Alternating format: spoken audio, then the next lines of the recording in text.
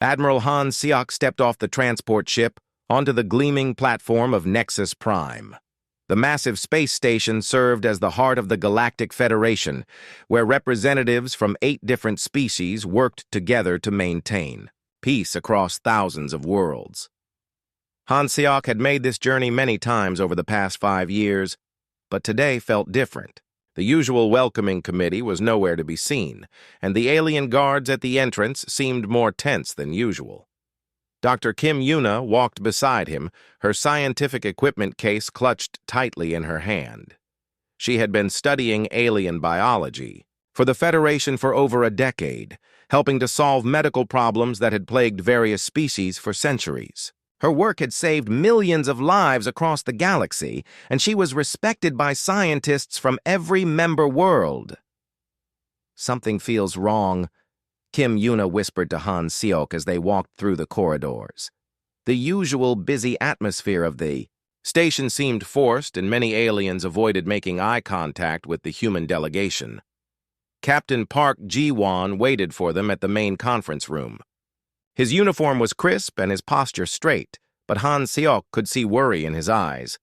Park Ji-won commanded the Soul's Pride, humanity's most advanced ship and a symbol of Earth's contribution to galactic defense. The ship had participated in 3 major peacekeeping missions, always fighting alongside alien allies to protect innocent worlds from raiders and hostile forces. "Admiral," Park Ji-won said quietly, "the Federation Council called an emergency session. They wouldn't tell me what it's about, but they specifically requested that all senior human personnel attend." Counselor Choi Dae-ho emerged from the conference room, his face pale. As Earth's senior representative, he had spent 15 years building relationships with alien leaders, negotiating trade agreements, and helping to integrate humanity into galactic society. The look on his face told Han Siok that something terrible was about to happen. "They're waiting for us," Choi Dae-ho said simply. The 4 humans entered the massive circular chamber where the Federation Council held its meetings. Representatives from 7 alien species sat in their designated areas, but none of them looked at the humans as they took their seats. High Regent Thekmor of the Vorthak Empire stood at the center podium, his tall, gray figure imposing even by alien standards. The Vorthak had been the dominant force in the galaxy for over 2,000 years, and their word carried enormous weight in Federation decisions. "Representatives of Earth," Thekmor began, his voice carrying through the chamber's translation. "System. The Galactic Federation Council has reached a difficult decision regarding humanity's continued membership in our alliance." Han Siok felt his heart begin to race. Kim Yuna gripped her chair, while Park Ji-won and Choi Dae-ho exchanged worried glances. After careful consideration of recent events and extensive analysis of human behavior patterns, we have determined that humanity poses a significant threat to galactic stability, Thekmor continued. Your species' aggressive expansion, disregard for established territories, and violent tendencies have created concern among all member civilizations. That's completely false. Choi Dae-ho stood up, his voice echoing in the chamber. Humanity has followed every Federation law and treaty. We've contributed more to galactic science and defense than any species has in the past 30 years. Thekmor activated a holographic display that showed various star charts and data streams. The evidence speaks otherwise. Human colonies have expanded into disputed territories without proper authorization. Your military forces have engaged in unauthorized conflicts. Your research teams have conducted dangerous experiments that threaten the safety of neighboring worlds. Kim Yuna stared at the data in disbelief. As a scientist, she could immediately see that the information had been altered.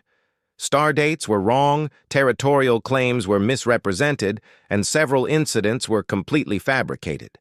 But before she could speak, Thekmor continued his announcement. Therefore, the Federation Council has voted to implement the Preservation Protocol. Effective immediately, all human space will be quarantined to prevent further destabilization of galactic peace.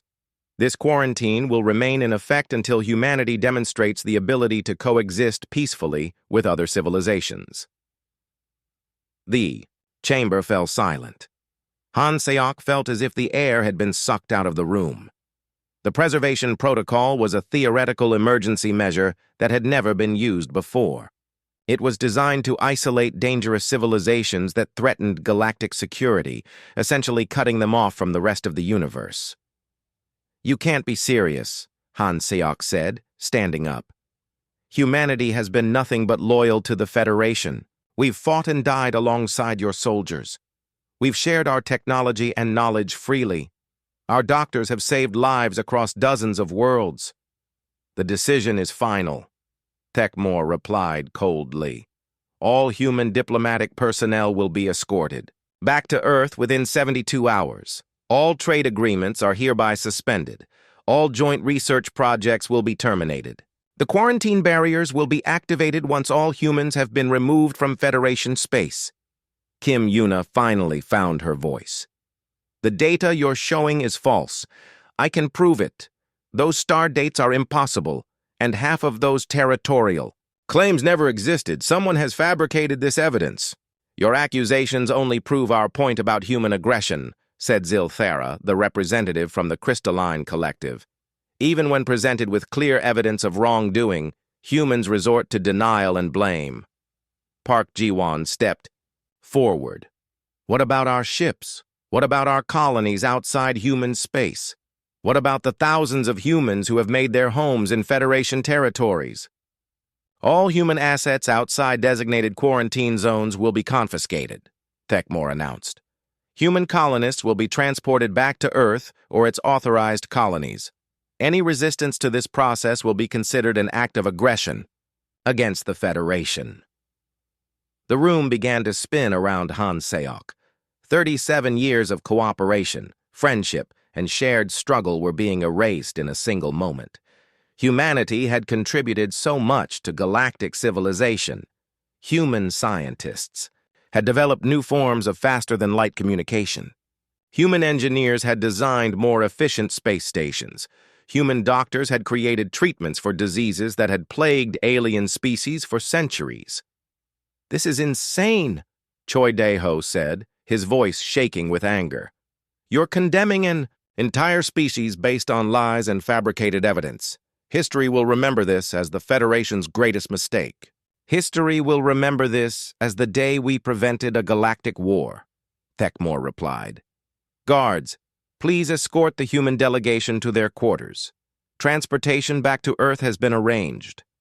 As armed guards approached the human delegation, Han Seok made a decision that would change everything. He looked directly at Techmore and spoke in a voice that carried throughout the chamber. "High Regent, you have made a terrible error today. Humanity will not accept this isolation quietly. We will not disappear into the darkness while you steal what we have built. You have started something that you cannot finish." "Is that a threat?" Techmore asked. "It's a promise," Han Seok replied. "Earth will remember this day, and when we return to the stars, it will be on our terms, not yours."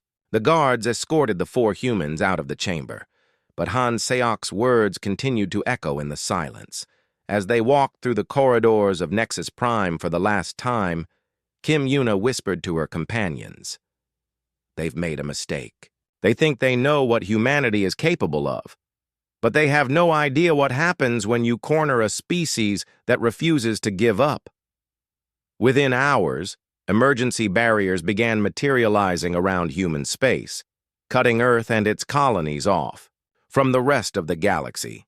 The Federation had made its choice, but they would soon learn that humanity had choices of their own. 6 months had passed since the Federation activated the quarantine barriers around human space. President Song Min-ho sat in his office in Geneva, staring at reports that painted a grim picture of humanity's situation.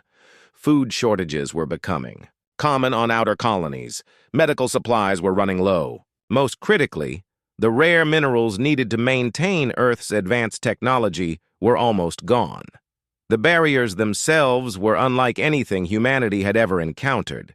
They appeared as shimmering walls of energy that surrounded every human system, but they were far more than simple force fields. Any ship that tried to pass through them simply disappeared, only to reappear on the same side they started from. Weapons fired at the barriers were absorbed without any visible effect. Even attempts to dig under them through hyperspace had failed completely. Engineer Lee Hyun worked day and night in his laboratory beneath Seoul, trying to understand how the barriers functioned. Scattered around his workspace were fragments of barrier energy that his team had managed to collect during failed escape attempts. Each piece glowed with a soft blue light that seemed to pulse with its own heartbeat. "The energy signature is completely wrong," Lee Hyun muttered to his assistant as he examined another sample. "It's like the barriers exist in multiple dimensions at the same time. Every time we think we understand how they work, they change their behavior." Meanwhile, Commander Yoon Nari ran Earth's intelligence network from a hidden facility in the mountains of South Korea. Her agents had been working frantically to gather information about what was happening outside human space, and the news was worse than anyone had imagined. "Show me the latest reports," Commander Yoon Nari said to her chief analyst. The holographic display revealed devastating information. Human colonies that had existed outside the quarantine zone were being systematically destroyed or occupied by Federation forces.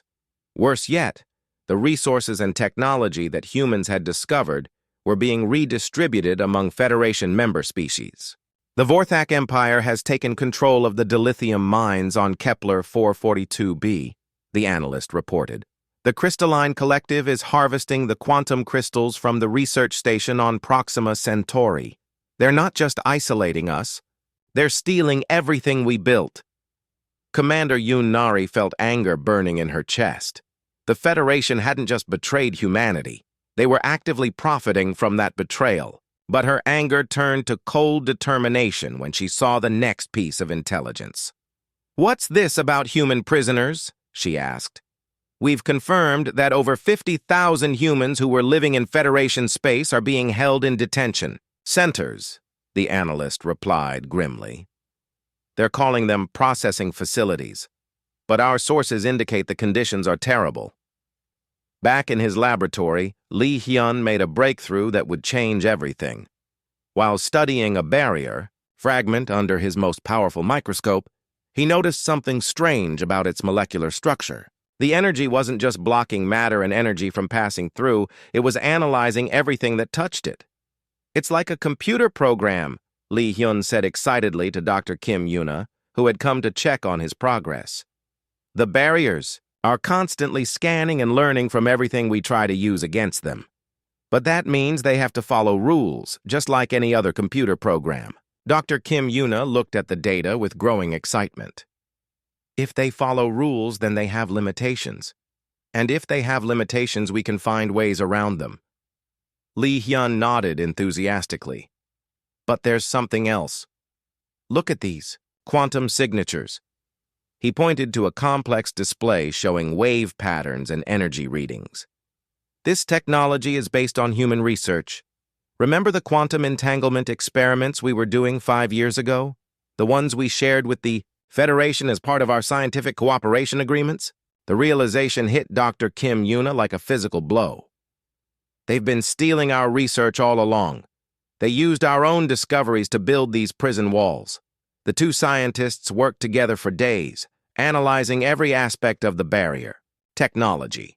Slowly, they began to understand not just how the barriers worked, but how they could be turned against their creators.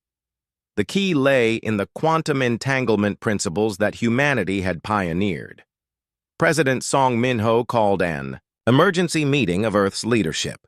Admiral Han Seok had returned from his failed diplomatic mission, changed and hardened.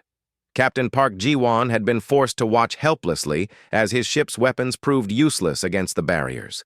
The defeat had only strengthened their resolve. "What? Do we know?" President Song Min-ho asked. Commander Yoon Nari presented her intelligence findings. "The Federation is systematically destroying our external colonies and enslaving our people. They're using our own technology against us. And they're profiting from resources we discovered.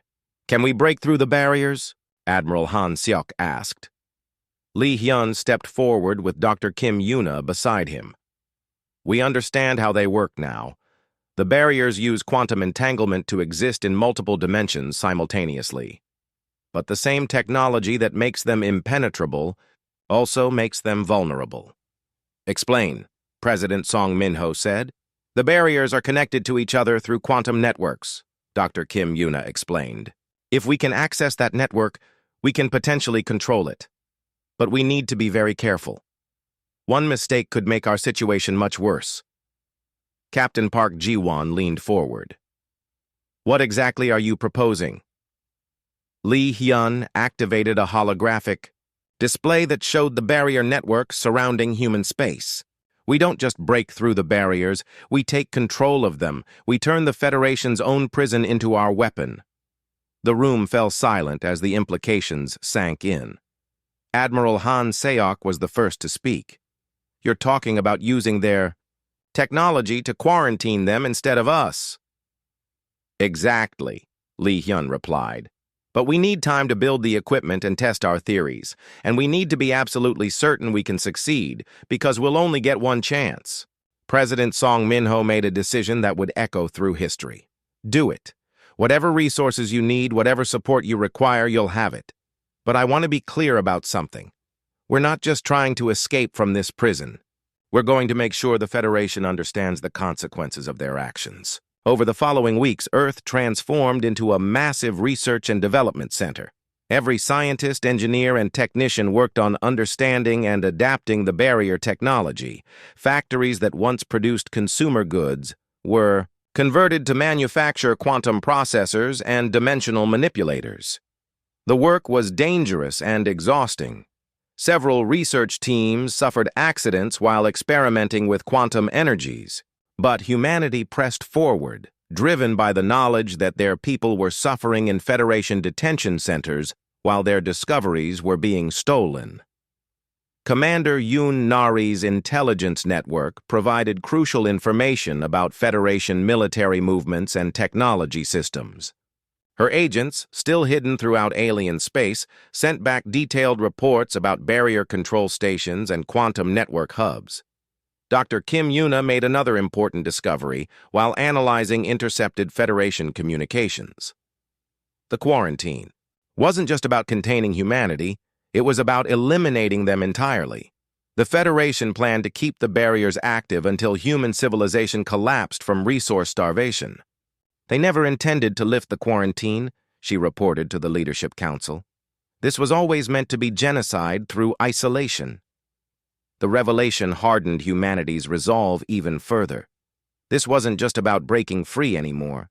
It was about survival, justice, and ensuring that no other species would ever face the same betrayal. As Earth's secret project neared completion, Lee Hyun made final preparations for the most ambitious operation in human history.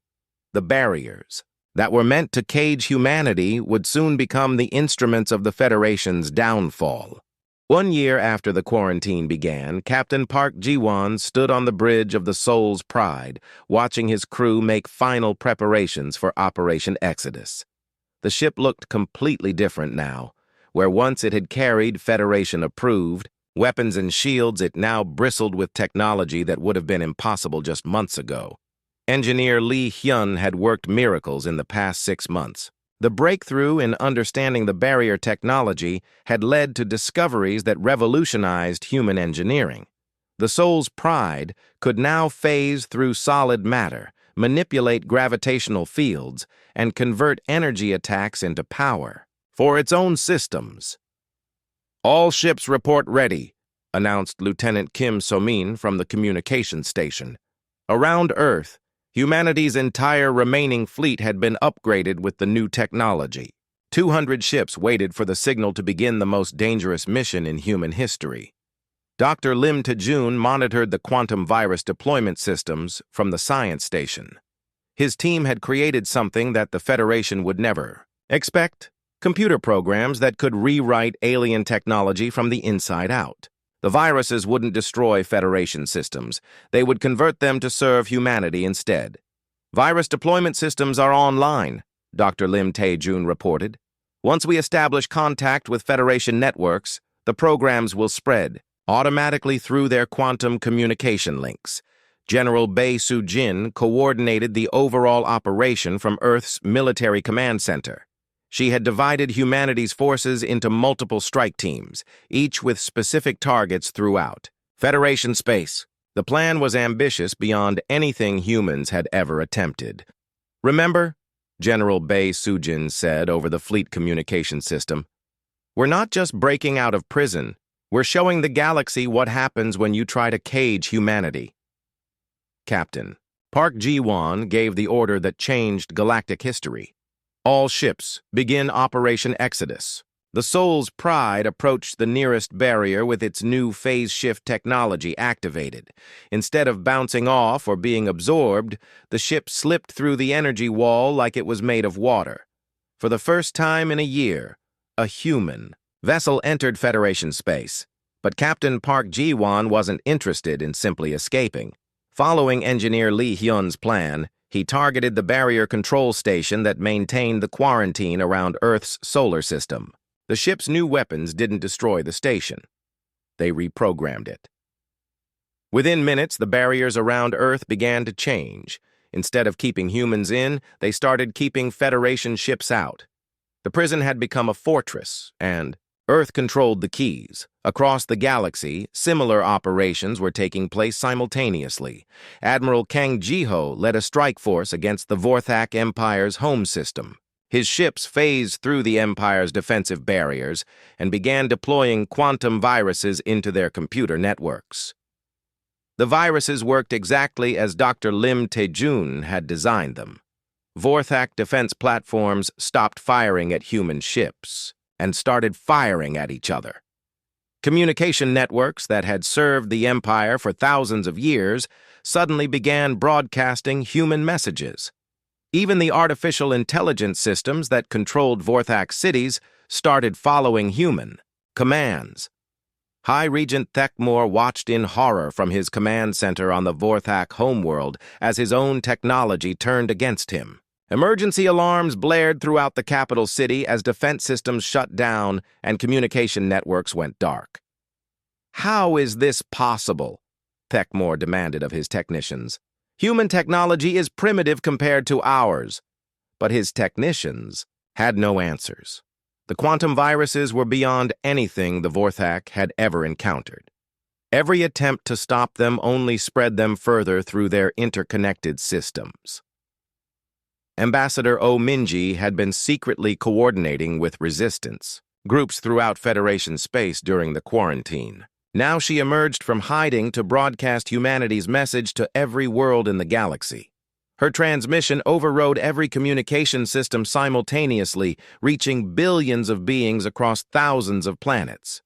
People of the galaxy, Ambassador Oh Minji said, her voice carried by hijacked Federation networks. For 1 year, you have been told that humanity was quarantined for your protection. You were told that we were dangerous and aggressive. Today, you will learn the truth. The broadcast showed evidence of the Federation's lies, the fabricated data used to justify the quarantine, and the systematic destruction of human colonies. More importantly, it revealed how the Federation had been stealing human discoveries and claiming them as their own for decades. The barriers that imprisoned us were built using our own research, Ambassador Oh Minji continued.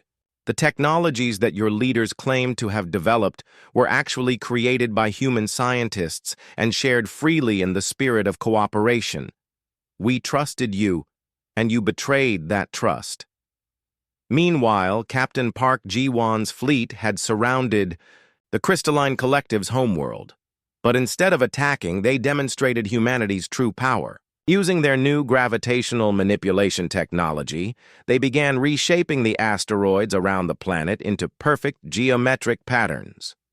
The Crystalline Collective, whose entire culture was based on precise geometric harmony, watched in awe as humans created more beautiful patterns than their species had ever achieved. The message was clear. Humanity wasn't just technologically superior. They understood and appreciated alien cultures better than the aliens understood themselves. Scientist Shin Yunji led a different kind of demonstration on the dead worlds near Federation space. Her team deployed humanity's new terraforming technology, transforming barren rocks into garden worlds within hours. Plants grew from nothing, water flowed where there had been only dust, and the atmosphere itself began to support life. The speed of the transformation shocked Federation observers. What took their best terraforming teams centuries to accomplish, humans were doing in a single day. Worlds that had been written off as forever lifeless became thriving ecosystems before their eyes. Dr. Lim Tae-jun monitored the spread of quantum viruses throughout Federation space from his command center on Earth. The programs had exceeded all expectations, infiltrating every major computer system in the galaxy. Federation ships found their navigation systems redirecting them away from human targets.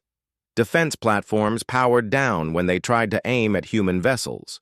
Even simple communication devices began displaying messages of human friendship and cooperation. The viral infection rate is at 93%, Dr. Lim Tae-jun reported to General Bae Soo-jin. We now have partial or complete control over most Federation infrastructure. But the most dramatic demonstration came when the Federation attempted to fight back. A massive Vorthak battle fleet, the pride of their ancient empire, moved to attack human positions near their border. The fleet consisted of over 500 ships, each one larger and more heavily armed than anything in the human fleet. Captain Park Ji-won intercepted the Vorthak fleet with only 12 human ships. The battle lasted exactly 4 minutes. The quantum viruses had already infected the Vorthak ship's computer systems, and the moment they tried to fire on human vessels, their own weapons turned against them. The galaxy watched in stunned silence as the mighty Vorthak fleet destroyed itself without humans firing a single shot.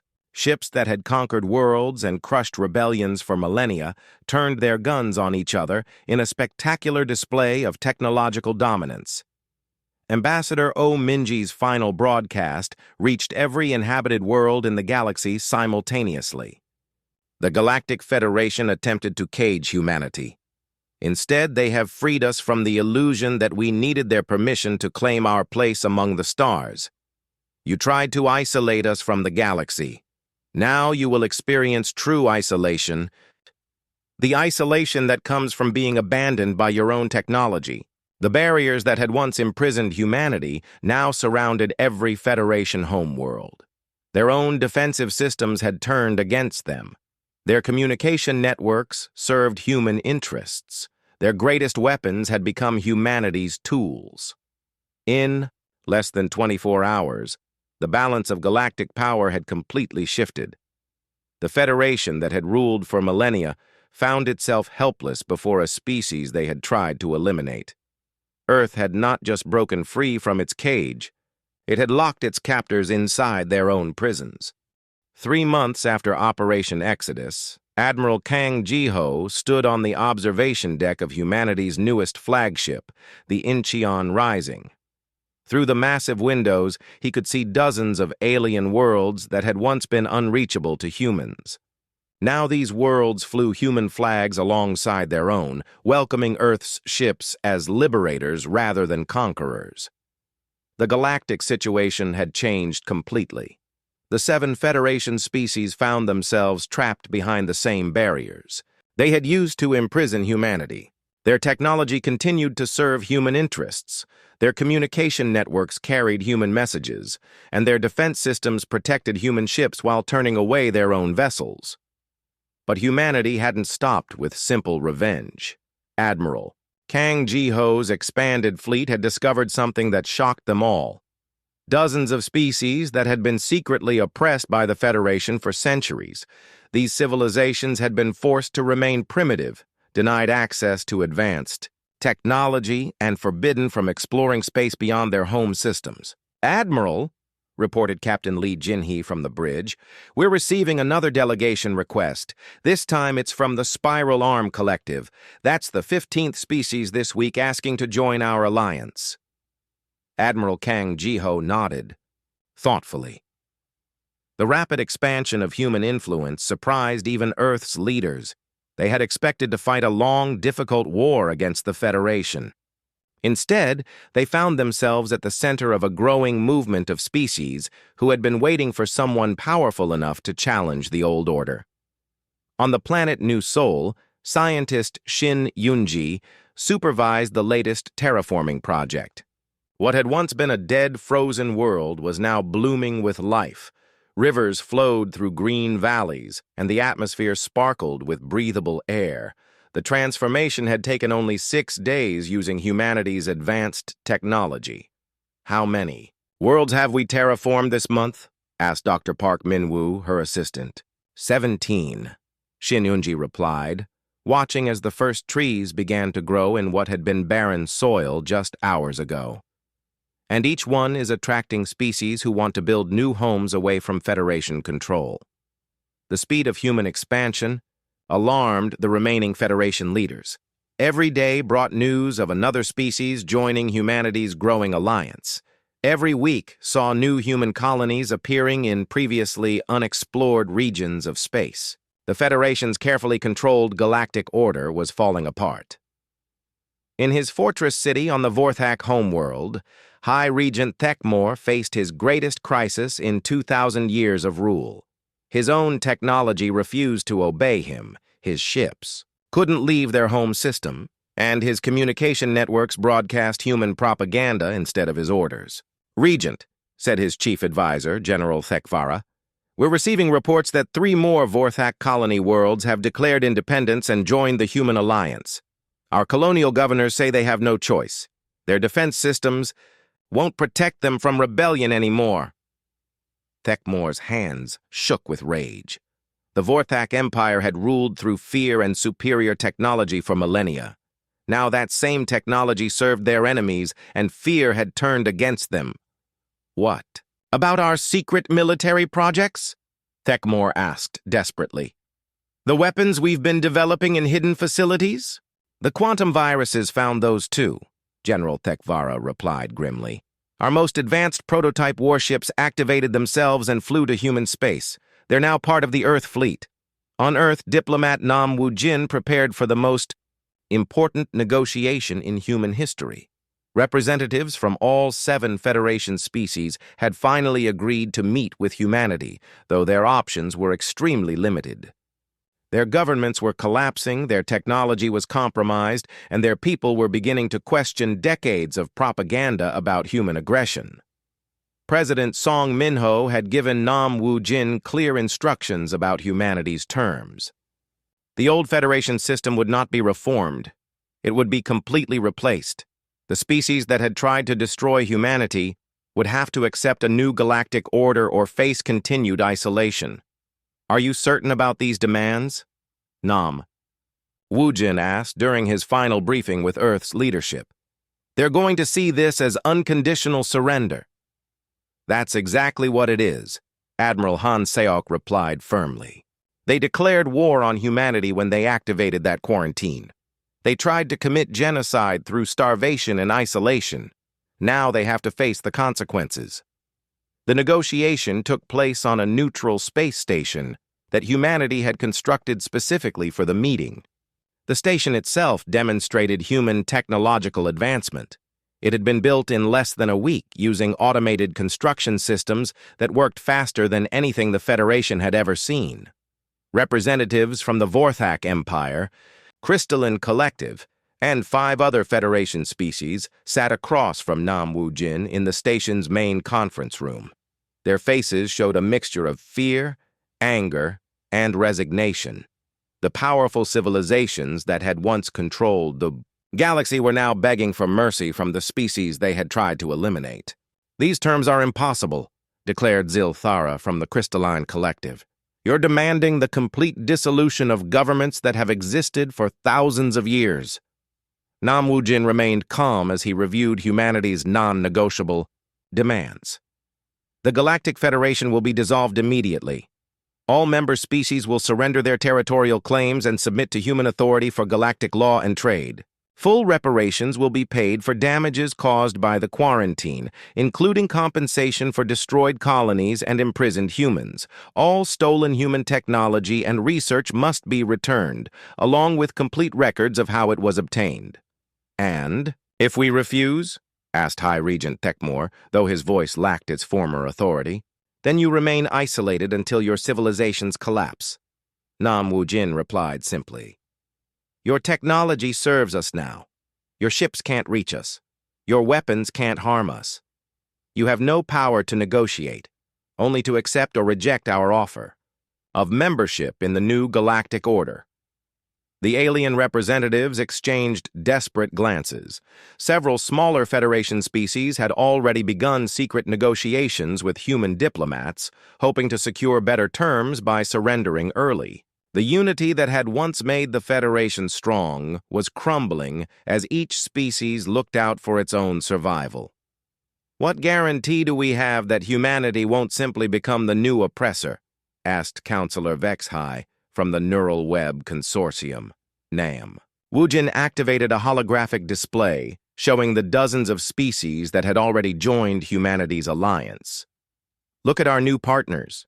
Look at how we've treated the civilizations that joined us voluntarily. We share our technology freely. We protect their independence.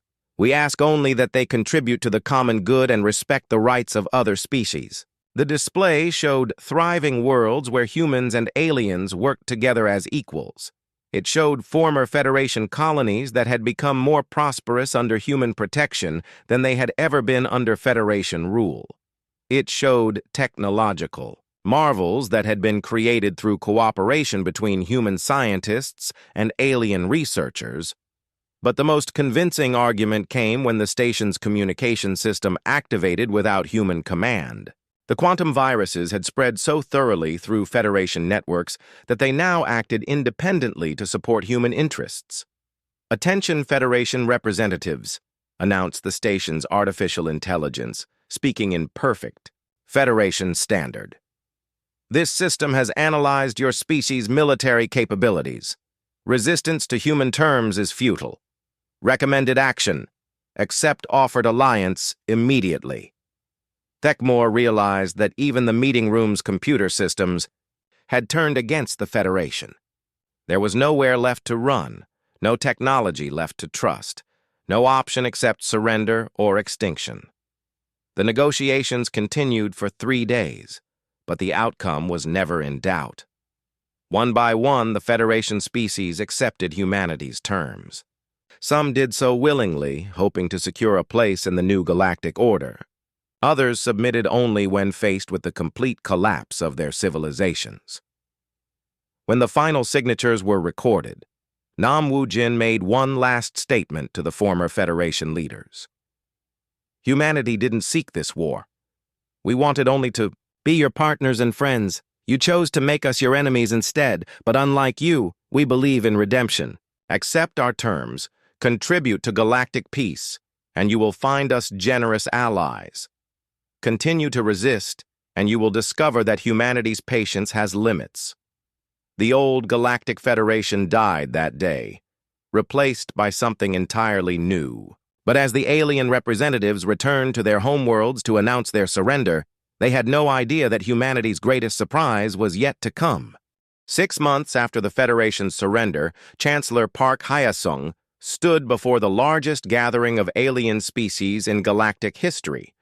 The ceremony was taking place on Earth, in the newly constructed city of New Geneva, which had been built specifically to serve as the diplomatic heart of the new galactic government. Representatives from 43 different species filled the massive assembly hall. Some were former Federation members who had accepted humanity's terms. Others were civilizations that had been oppressed by the Federation for centuries and were now free to join galactic society. Still others were entirely new species that humanity had discovered during their rapid expansion across the galaxy. "Today marks the beginning of a new age," Chancellor Park Hee-sung announced, her voice carrying through translation systems to every being in the hall. "Not an age of conquest or domination, but an age of cooperation and shared prosperity." The document being signed today was called the Galactic Cooperative Charter, and it was unlike any treaty that had ever existed. Instead of being imposed by the strongest military power, it had been written with input from every member species. Instead of benefiting only the most advanced civilizations, it protected the rights and interests of all participants. Admiral John Mensu watched the ceremony from the military observation deck, surrounded by officers from dozens of different species. The new Galactic Defense Force was a volunteer organization where beings from across the galaxy worked together to protect all member worlds from external threats and internal conflicts.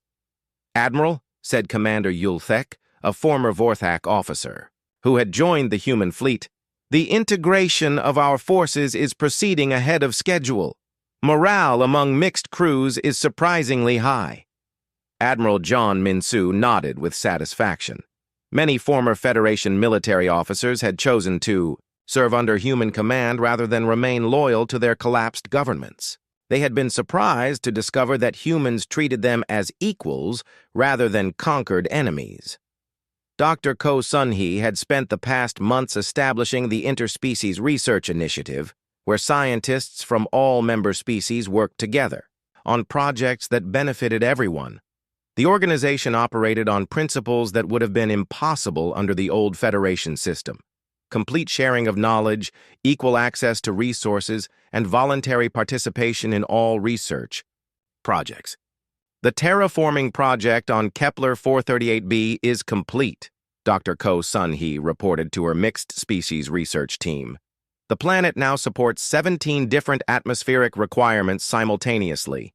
Species from different environments can live on the same world without conflict.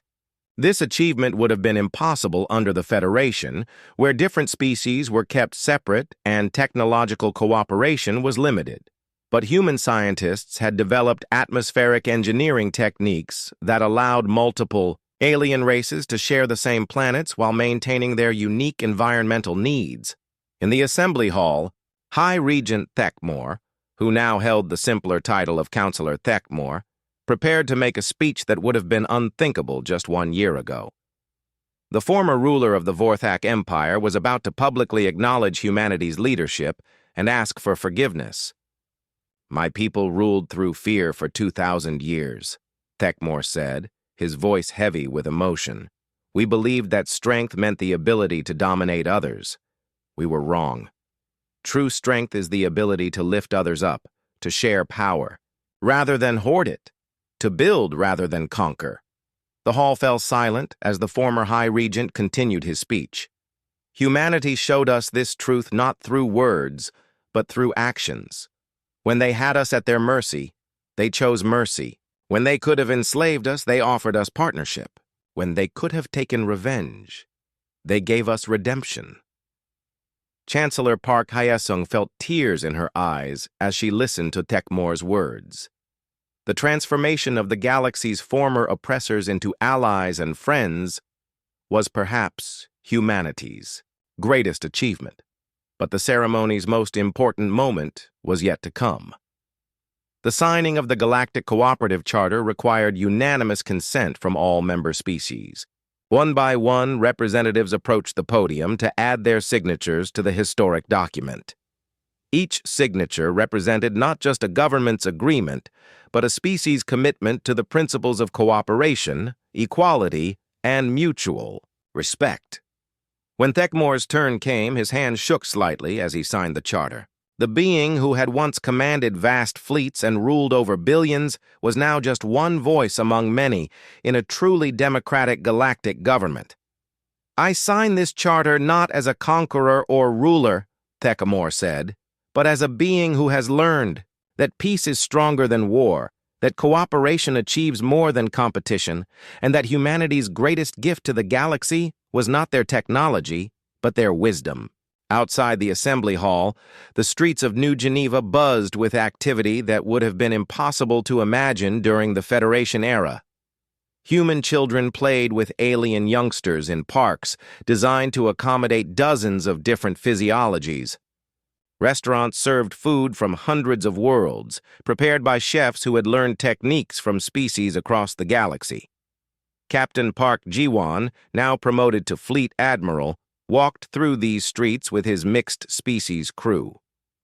The Soul's Pride had become a symbol of the new galactic order, a ship where humans and aliens worked together as equals, exploring new worlds and protecting the peace. "Admiral," said his science officer, Dr. Zilnara from the Crystalline Collective, "the deep space sensors are detecting 3 new civilizations in the Outer Rim. They appear to be requesting contact." Fleet Admiral Park Ji-won smiled. The discovery of new species had become a regular occurrence as the Galactic Cooperative expanded beyond the boundaries of the old Federation. Each new contact brought fresh perspectives, new technologies, and additional proof that cooperation worked better than conquest. Back in the assembly hall, Chancellor Park Hyesung prepared to deliver the closing address that would officially establish the new galactic government. But before she spoke, she looked out at the assembled representatives and reflected on the incredible journey that had brought them to this moment. 18 months ago, humanity had been isolated and facing extinction. The Federation had tried to cage them, steal from them, and ultimately destroy them. But instead of responding with pure revenge, humanity had chosen a different path. They had shown the galaxy that strength without wisdom was meaningless, that power without compassion was hollow, and that true leadership meant serving others rather than dominating them. We gather here today not as conquerors and conquered, but as partners in the greatest adventure in galactic history. Chancellor Park Hyesung began her address. The Galactic Cooperative represents more than just a new government. It represents a new way of thinking about what civilization can become. She gestured to the mixed crowd of humans and aliens in the audience. Look around you. See beings from dozens of worlds working together, learning from each other, building something greater than any single species could achieve alone. This is humanity's true gift to the galaxy. Not our weapons or our technology, but our belief that everyone deserves a chance to reach for the stars. The charter signing ceremony concluded with a moment that brought tears to eyes across dozens of species. Children from every member world came forward to plant seeds from their home planets in a shared garden that would grow in the center of New Geneva. As the ceremony ended, these seeds, representing life, hope, and cooperation, began to sprout in soil that had been mixed from every member world. Ambassador O'Minji watched from the diplomatic section as the final signatures were recorded. The same communication networks that had once carried Federation propaganda now broadcast messages of friendship and cooperation to billions of beings across the galaxy. As the ceremony concluded and the representatives began to mingle, Chancellor Park Hyesung made her way to a quiet balcony overlooking the city. Below her, humans and aliens worked together to build a better future. Above her, ships from dozens of worlds flew in formation, their crews united in purpose and friendship. They tried to isolate humanity from the stars, she said quietly to herself, remembering the words that would become famous throughout the galaxy. Instead, humanity brought the stars together. The Galactic Cooperative Charter was now in effect, establishing a new era of peace, cooperation, and shared prosperity that would last for generations. The Federation's age of domination was over, replaced by humanity's age of unity. And in the years to come, as new species joined the cooperative and new worlds were explored, the galaxy would remember the lesson that Earth had taught them all, that true strength comes not from the power to destroy, but from the wisdom to create something better.